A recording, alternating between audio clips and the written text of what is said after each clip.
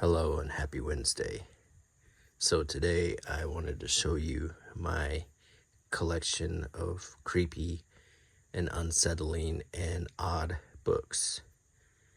So I have my coffee and I have quite a lot of books in my library, but I chose the ones today that I thought were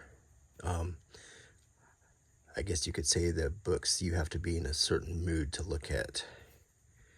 So let's start with this one. This is an old yellowback book called Truant Peter. Peter Prim's series by McLaughlin Brothers, New York. On the back there's an ad for different books you can get and the prices.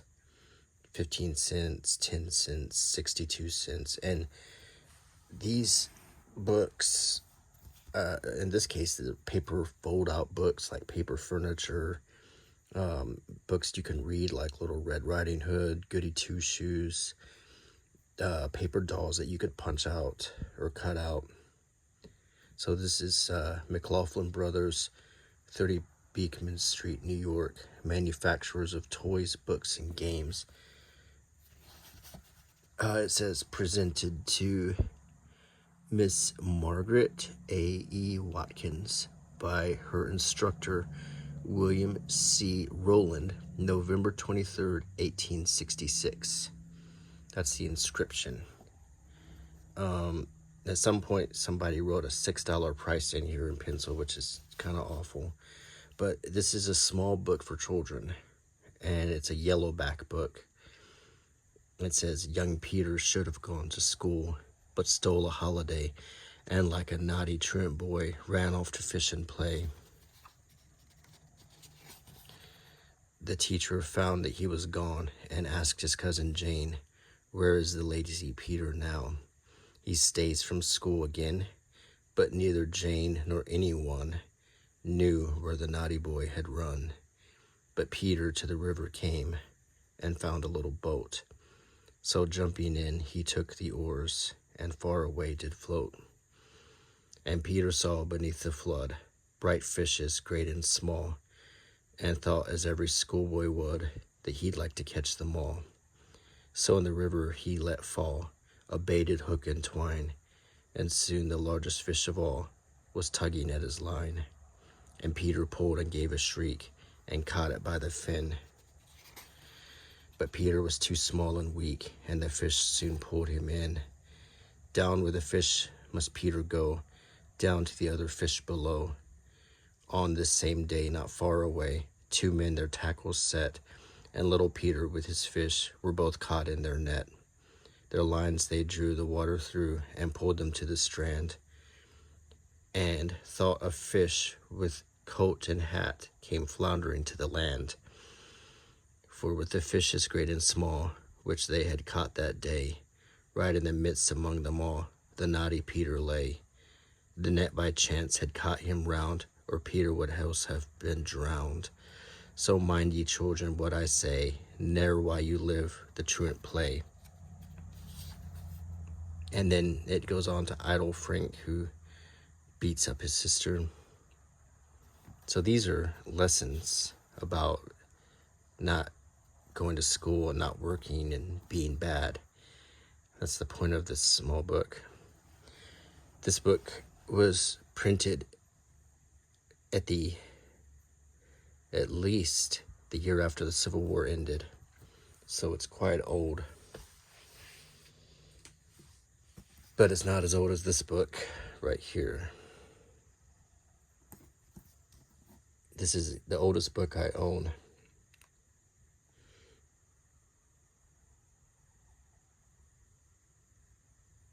It's A History of Cambrai, book 2.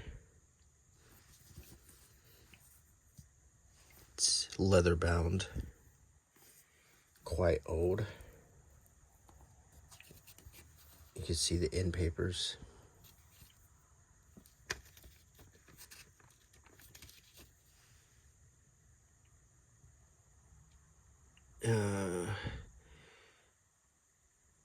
It's history of Fata Cambrai, Jules II, Maximilian the First, Emperor Louis the 12th, King of France, Ferdinand the Fifth, King of Aragon, and all of the princes of Italy. And against the Republic of Venice, and a review, and it's basically about a war, the history of a war between Maximilian and the Republic of Venice. It's written in here in pen, Paris, and a name, and 1733, when this book was last owned. It's in very good condition.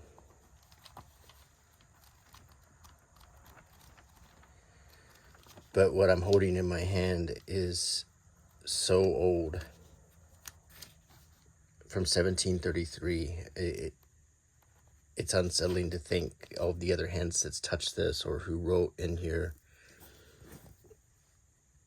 This book is older. It goes back farther than my country. It goes back farther than the French-Indian War. It goes back to farther than the French Revolution. It's amazing to own something and have something like this in my hand.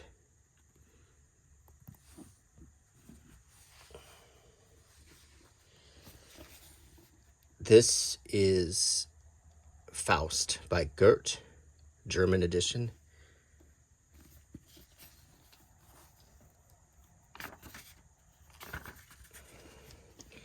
Faust.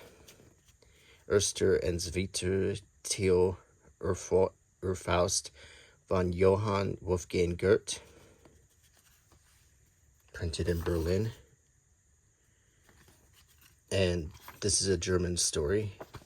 If you don't know it, this is a very haunting story, and it's a very haunting book. This book is well over 100 years old. This story is that there was a Dr. Faustus who was frustrated with his life, and he wasn't successful, so he wanted to make a deal with the devil. So the devil sent an advisor named Mephistopheles.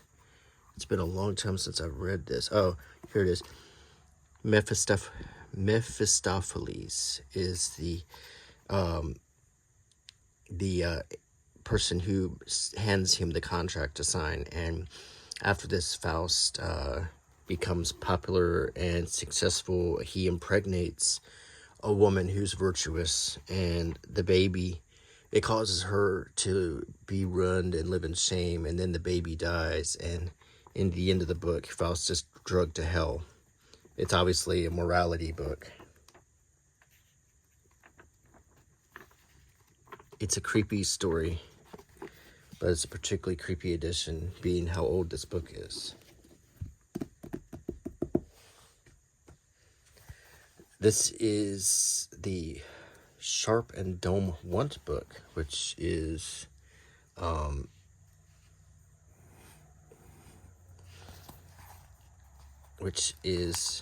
a notebook one owned with a little loop to hang it up. And we see lots of entries. It's like a ledger. Received check from Millennial Life Insurance Company, 1949, 1953, Jefferson's Life Merchants. So this was a ledger. He received checks from different insurance companies, and the amounts are here in the margins. The state life insurance company, Indianapolis, the mutual. He put in the information, and a lot of this thoughts he's written in here. Woodmen of the World, State Life Insurance Company, Mutual Life Insurance, 200 acres, and he has an estate he's talking about right here. in the 50s. This is 1954 and 1955.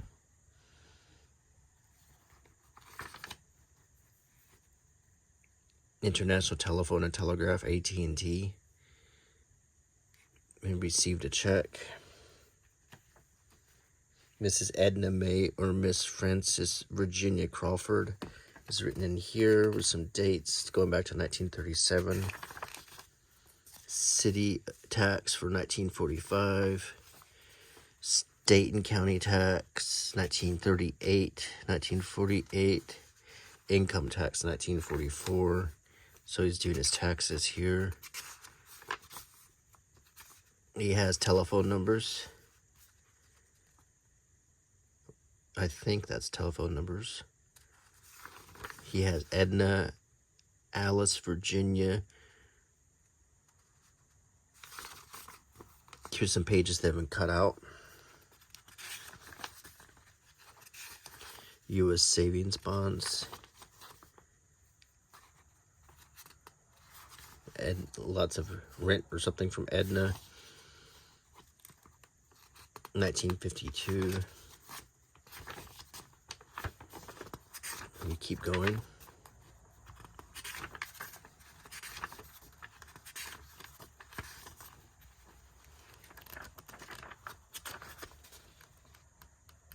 Here, he describes a Miami trip in 1956.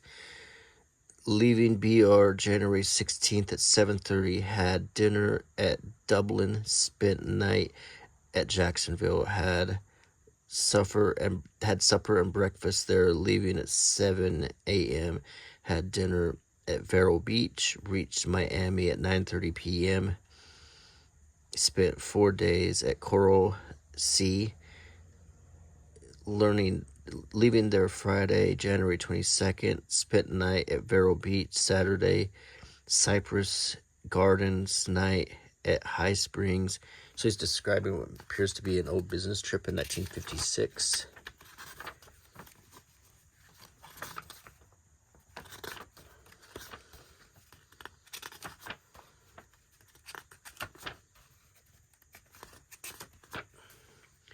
New furnace finished, and he has dates and prices. Cash received, and this is in 1950 right here.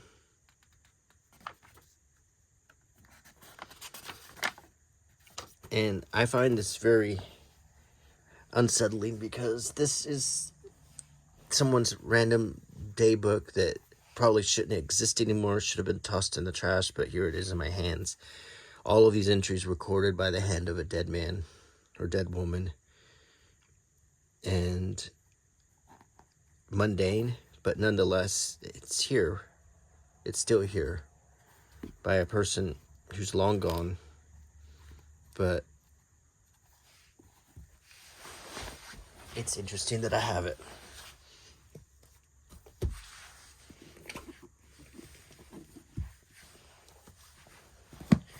This is Surgery by Wyeth. 1910 is when this book was inscribed. The book was printed in 1908. As you can see, this is a surgery textbook showing surgical procedures with illustrations over 100 years ago. Brain operation, cross sections of legs, feet.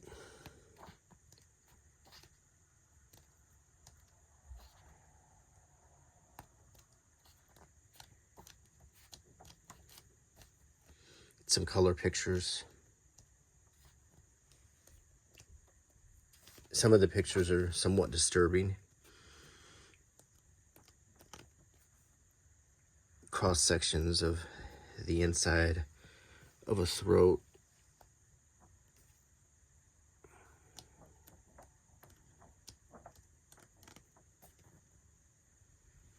Showing disfigurements, nevuses, cancers, and so forth. Amputation techniques.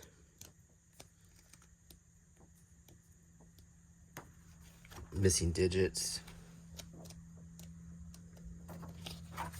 different types of dressings.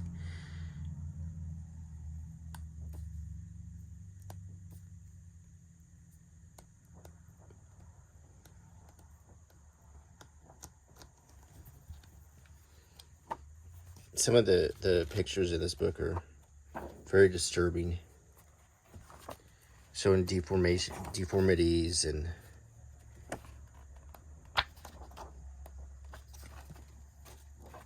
how they dealt with it 100 years ago.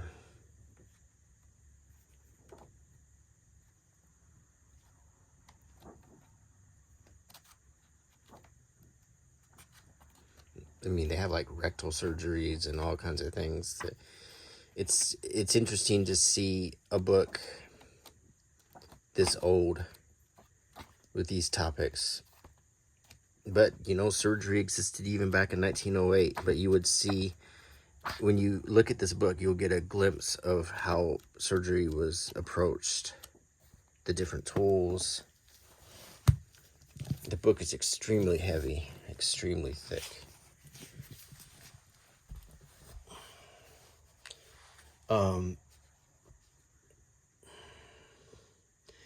I guess sort of the same subject. I'll show you this book, and I picked this one because this book came out in 93, I believe, or maybe it was 92. 92, yeah, it came out around the movie JFK came out.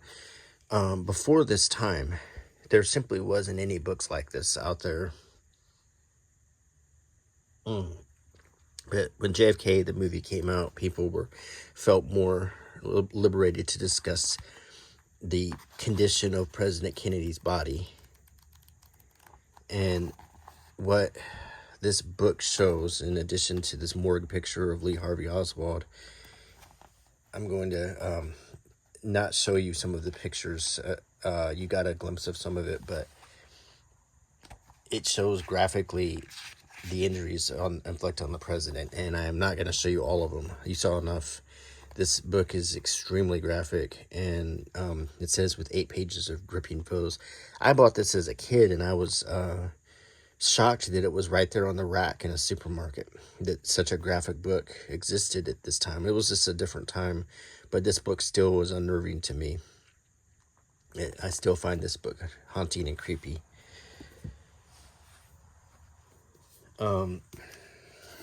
So this is Go Set a Watchman by Harper Lee, and I want to discuss this book very carefully.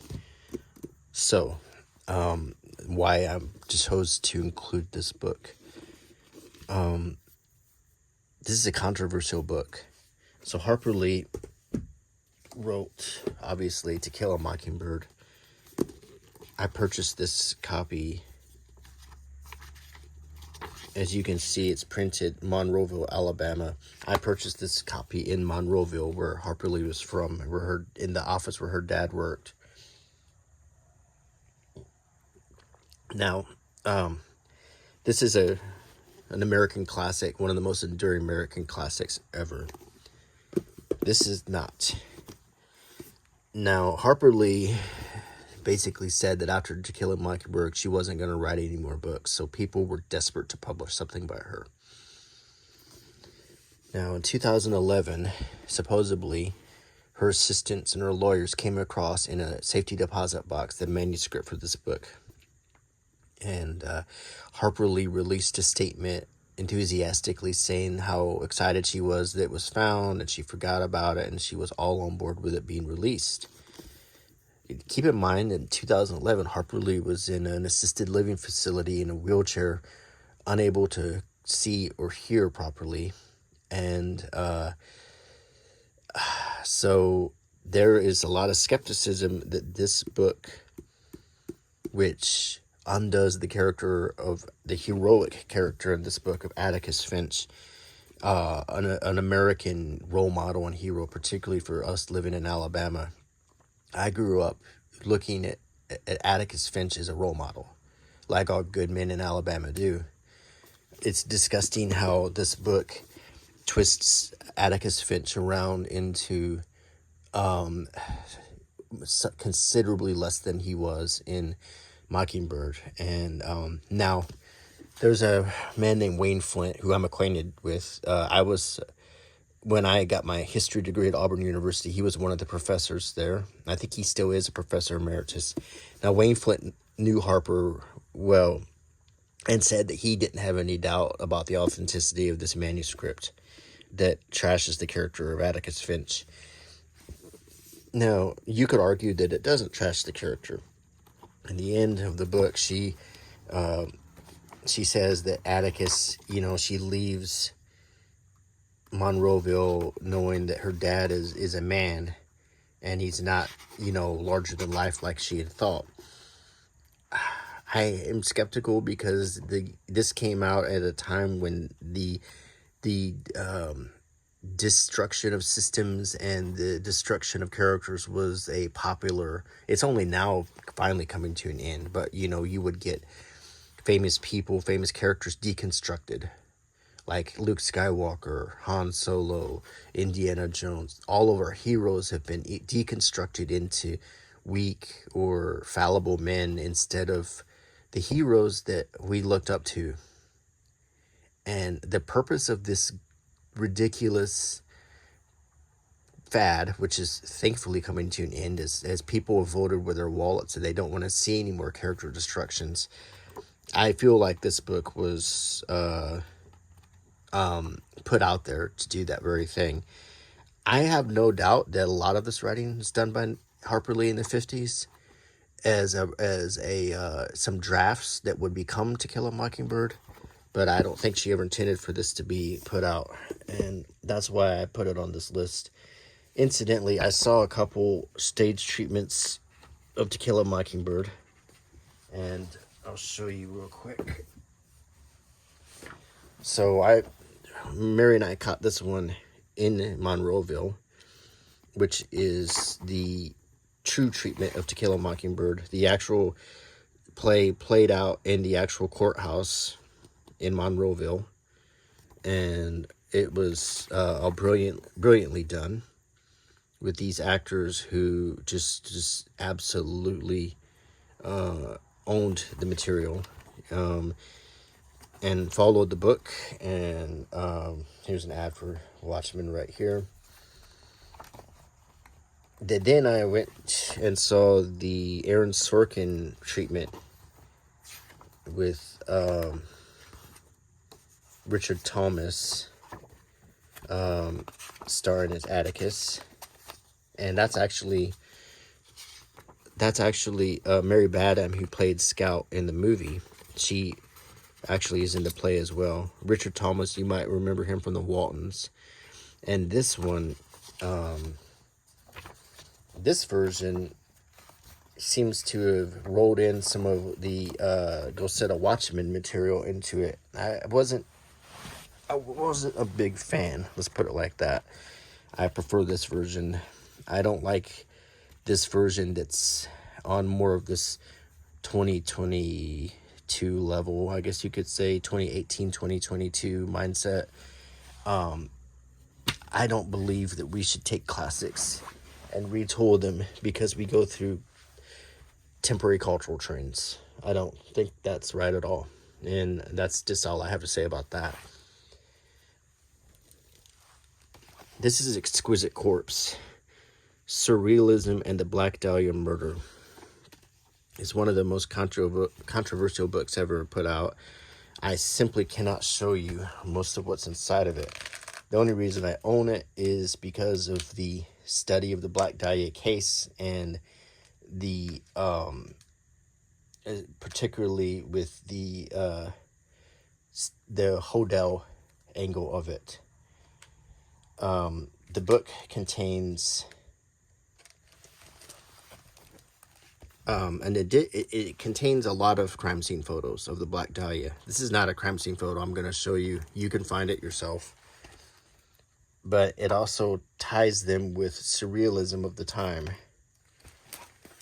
Artwork done, and well, not of the time, of different times, to lend some credence to the idea that Hodel, which was a guy who was obsessed with a lot of surrealism, including Salvador Dali and others had something to do with this.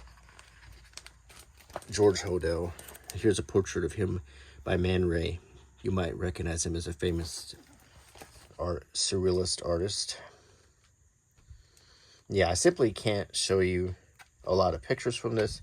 You'll have to take my word for it. The book goes into a lot of detail on this criminal theory.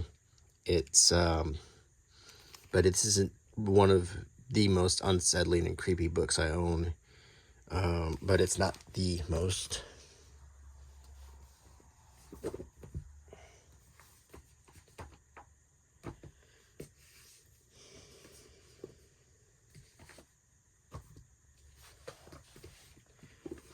Here's another book. I can't show you a lot of the pictures in it.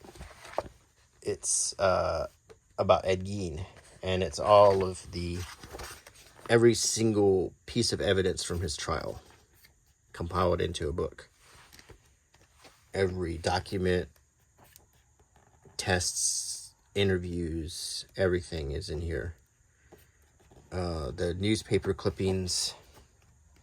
If you're not familiar with Ed Gein, he was the inspiration for Norman Bates and for Buffalo Bill in Silence of the Lambs. Extremely disturbed man who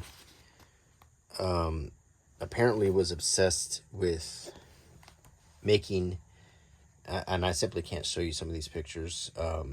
He was obsessed with making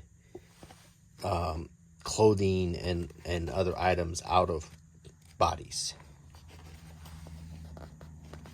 So the book leaves nothing out of the imagination. I purchased this to research the case for my Ed Gein video that I did a couple of years ago. I had no idea it was going to have so much graphic detail. So obviously I couldn't show a lot of pictures in that video. So it has crime scene photographs, and it's extremely disturbing. And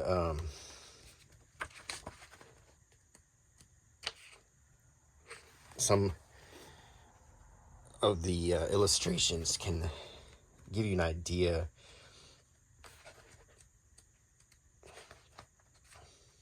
of the creepy person that Ed Gein was. He was legitimately insane. He wasn't, I don't think he was a malicious murderer. I think he was legitimately mentally ill. And so it was I mean, I don't really say I feel sorry for him, but he's legitimately, I don't think he knew what he was doing.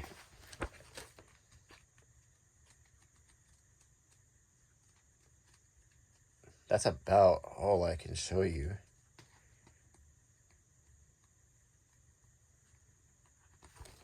I'm trying to see if there's any other I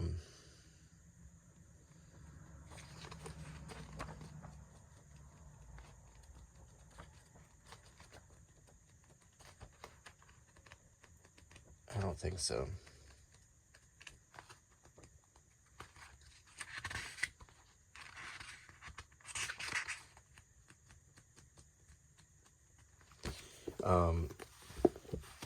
The next book I'll show you, this is also another one that's about the Zodiac Killer and all the clues he left behind. And it's creepy to see the bizarre letters and cards he left.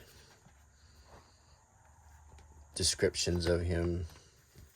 He was a killer from the 60s and 70s who preyed around San Francisco, shooting people, and then taunting the police by sending encrypted letters. And sometimes he would send scraps of clothing from his victims.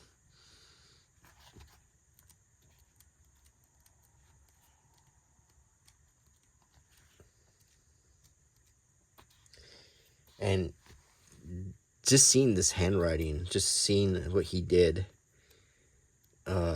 it's unnerving. This was an extremely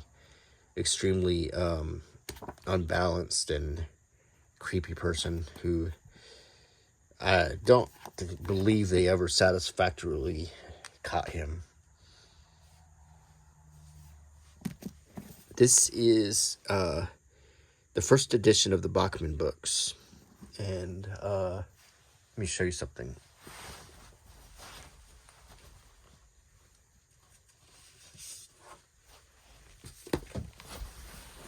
This is the next edition, the modern one that you can find. You can't really find this one anymore. They're essentially the same book, except for one part. There's a story in here called Rage.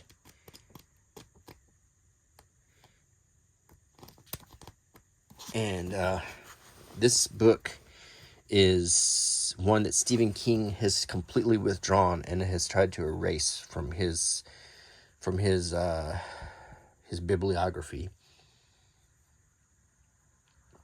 because of the topic it deals with, which is a topic that, sadly enough, is pertinent for today in its frequency, which is what happens in schools now. And the story is in the mind of the perpetrator. And if you read it, you'll understand why Stephen King chose to remove it from all of his books. And he even says in the foreword to this one that he removed it. Both A Long Walk and Rage are full of windy psychological preachments, both textual and subtextual, but there's still a lot of story in these novels. Ultimately, the reader will be better equipped than the writer to decide if the story is enough to surmount all the failures of perception and motivation.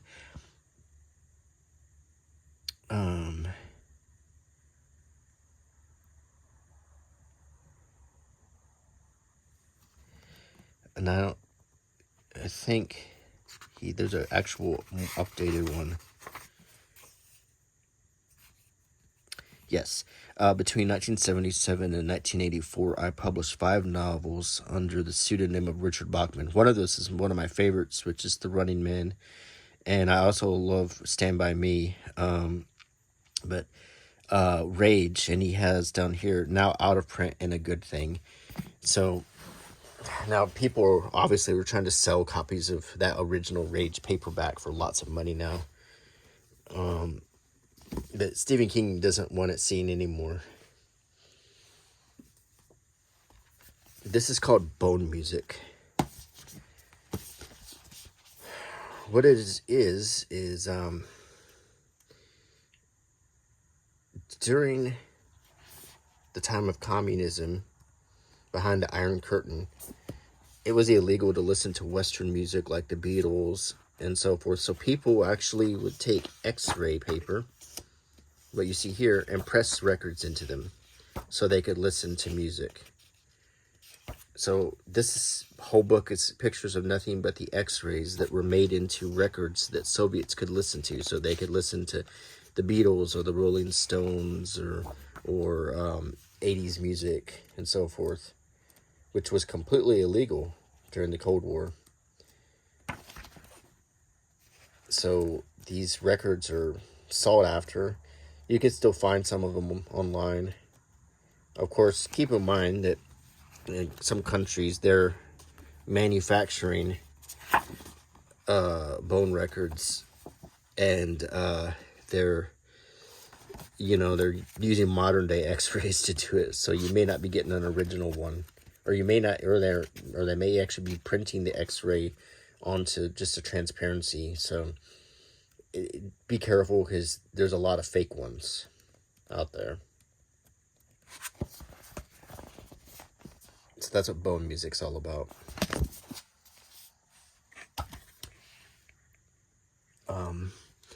I bought this book in Paris. It's literally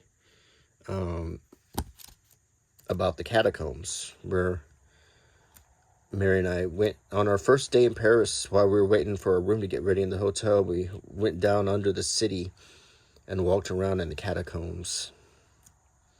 And there's 4 million skeletons down there. When the cemeteries were overflowing, they started putting the dead into sewers. So it's miles and miles and miles of nothing but skulls and bones, many times done up in weird patterns. But I walked through this, and it is one of the creepiest, most unnerving things I've ever seen in my life. The smells, the sights, the humid air, all of it combined to create a very, very unsettling experience. The only thing that's rivaled it since is when I went to Brno to see the Capuchin crypt there, which was kind of horrific. And that's in the Czech Republic. This book is a photo album of Budapest from 1956 and then 2016 to show the differences. There was a revolution in Budapest, in Hungary, against the Soviet leadership. So many places were bombed and damaged by gunfire, and it shows you what it looked like then versus today. This is a city that's scarred by oppression and war, and you see it all over the place, from the house of, I think it's a museum called the House of Terror. We visited that. It's definitely something that's still very fresh in their memory.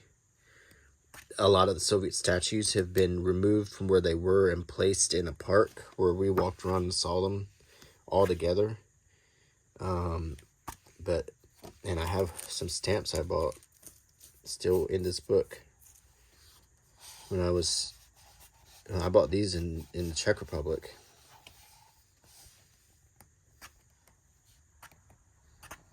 Forgot I even had those in there.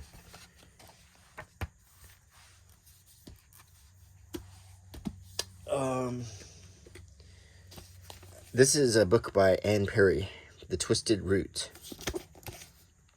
And at a glance, this just looks like your average mystery written by just an average author. But Anne Perry is not an average author. She recently died. But her name wasn't really Anne Perry. And this is a picture of her. She actually was from Australia, even though she says here she lives in Scotland. If you think she looks a little bit familiar, if you've seen a movie called Heavenly Creatures, it's about Juliet Home, and that was her original name. And she helped her friend murder her friend's mother, and they both, were arrested and faced severe consequences, but one of them was to be separated and never have contact with each other again. So this is actually a murderer, and she actually wrote crime novels, murder mysteries. She died just a year or two ago. So yes, Anne Perry is actually Juliet Home, and she helped murder as a child. They were both children. They were caught up in their fantasy world together, and that led to murdering the mother of her friend. So, when you know that, it makes this book quite creepy. Just like this book. This book is called If I Did It. Now, this is not the original version, because the original version is worth thousands of dollars. The late O.J. Simpson decided to team up with Fox and write a book that basically said, I didn't kill my wife, but if I did, this is how I would have done it. And he has a chapter where he explains how he killed Nicole Brown Simpson and Ron Goodman. Now, this book was passed on to the Goldman family, and they received all of the profits for it as part of the settlement that he never paid to them. And I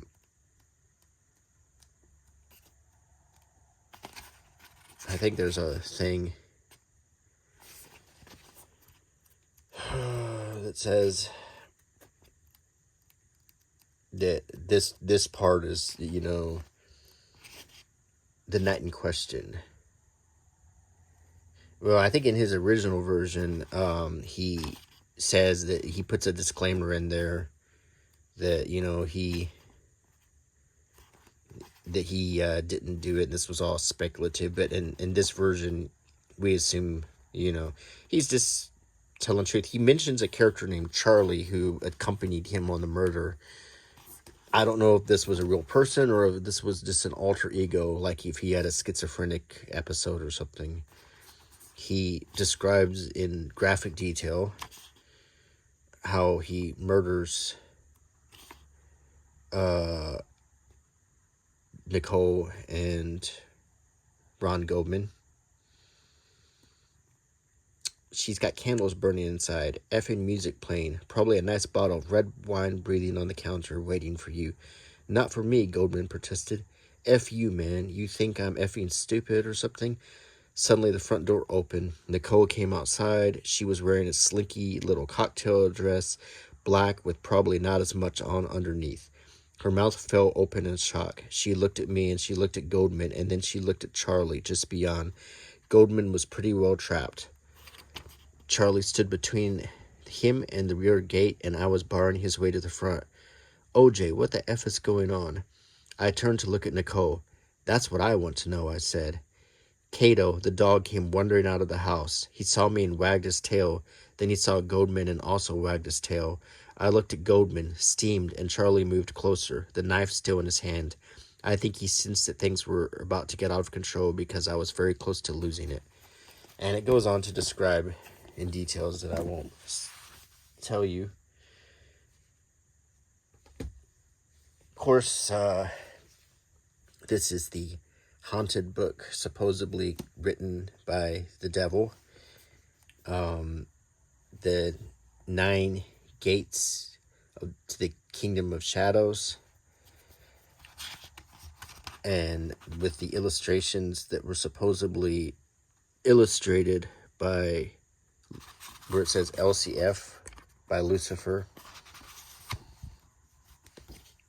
And if you have all of the correct illustrations, you could conjure the devil with this book. And this is all of the text, each chapter, and all the illustrations. So I guess if you have a book that's supposed to conjure the devil, that was written by the devil, that would be your creepiest book. So either way, I hope you enjoyed this video, and I hope that you found it unsettling, or that you got interested in some of these books. Obviously, some of them you won't be able to find, but still, I hope you enjoyed this little tour of my odder and stranger books. And I hope you like my channel. Please consider subscribing. Please leave me a comment and a thumbs up, and click the bell icon. And I'll see you again on Sunday. Bye.